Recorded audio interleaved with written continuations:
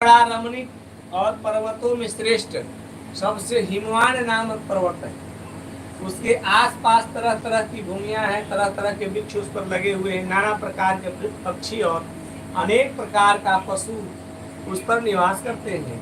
वहां पहुंचकर गंधर्वों के साथ बहुत से देवता सिद्धचरण पक्षीगण सर्वदा प्रसन्न मन से विचरते हैं। वहां पहुंचकर गंधर्व गाते हैं, अप्सराएं नाचती हैं। उस पर्वत राज के कितने ही शिखर ऐसे हैं कि जिनमें स्फटिक रत्न और वैदुर मणि आदि की खाने भरी है।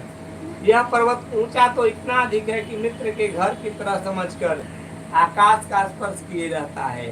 उसके समस्त शिखर सदैव ही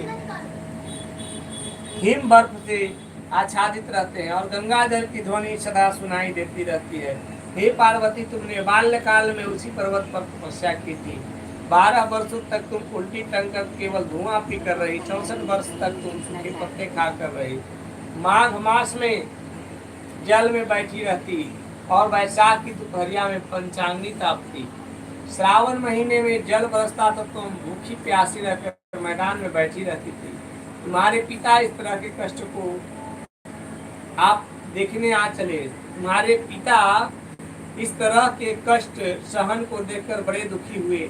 वे चिंता में पड़ गए कि मैं अपनी कन्या किसको दूं। उसी समय नारद जी वहां आ पहुंचे। मुनिश्रेष्ठ नारद जी उस समय तुम्हें देखने गए थे। नारद जी को देखकर गिरि ने अर्घपाद आसन आदि देकर उनकी पूजन वंदन की और कहा कि हे स्वामी, आपकी आने से मैं कृतार्थ हो गया। कहिए कैसे आना हुआ? मेरा हो भाग्य कि आपका आगमन हुआ, मेरे लिए अच्छा है। तो नारद जी ने कहा कि हे पर्वतराज सुनो, मैं भगवान विष्णु का भेजा हुआ आपके पास आया हूँ। लेकिन भगवान विष्णु भेजे उनको नहीं थे। समझ गए? आया हूँ, आपको चाहिए कि यह योग्य कन्या रत्न किसी जोग वर को दे। भगवान विष्णु के समान जोग वर ब्रह्मा, इंद्र और शिव इनमें से कोई नहीं है। इसलिए कुछ जल रहा है का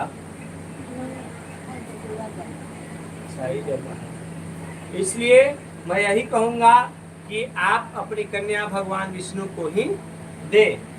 हिमवान ने कहा, भगवान विष्णु स्वयं मेरी कन्या ले रहे हैं और आप यह संदेश लेकर आए हैं तो मैं उन्हें अपनी कन्या दूंगा।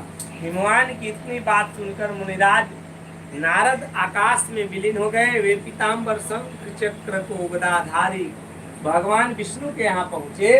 वहां हाथ जोड़कर नारद जी ने भगवान विष्णु से कहा कि हे देव सुनिए, मैंने आपका विवाह पक्का कर दिया है। उधर हिमवान ने पार्वती के पास जाकर कहा कि हे पुत्री, मैंने तुम्हें भगवान विष्णु को दे डाली। तब पिता की बात सुनकर तुम बिना कुछ बताए, बिना उत्तर दिए अपनी सखी के घर चली गई। वहीं जमीन पर पड़कर तुम बड़ी दुखी होती हुई विलाप करने लगी, रोने लगी। तो तुमको इस प्रकार का विलाप देख करके सखियां ने कही कि बताओ तुम्हारा दुख का कारण क्या है?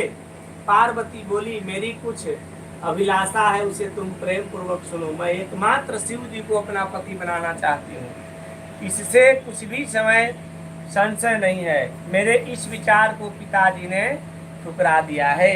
इससे मैं अपने शरीर को त्याग दूंगी।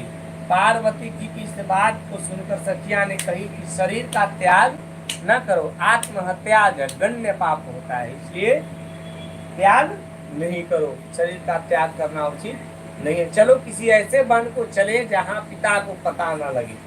ऐसी सलाह कर तुम उस वन में जा पहुंची। उधर तुम्हारे पिता घर घर तुम्हें खोजने लगे, दूतों द्वारा भी खबर लेने लगे।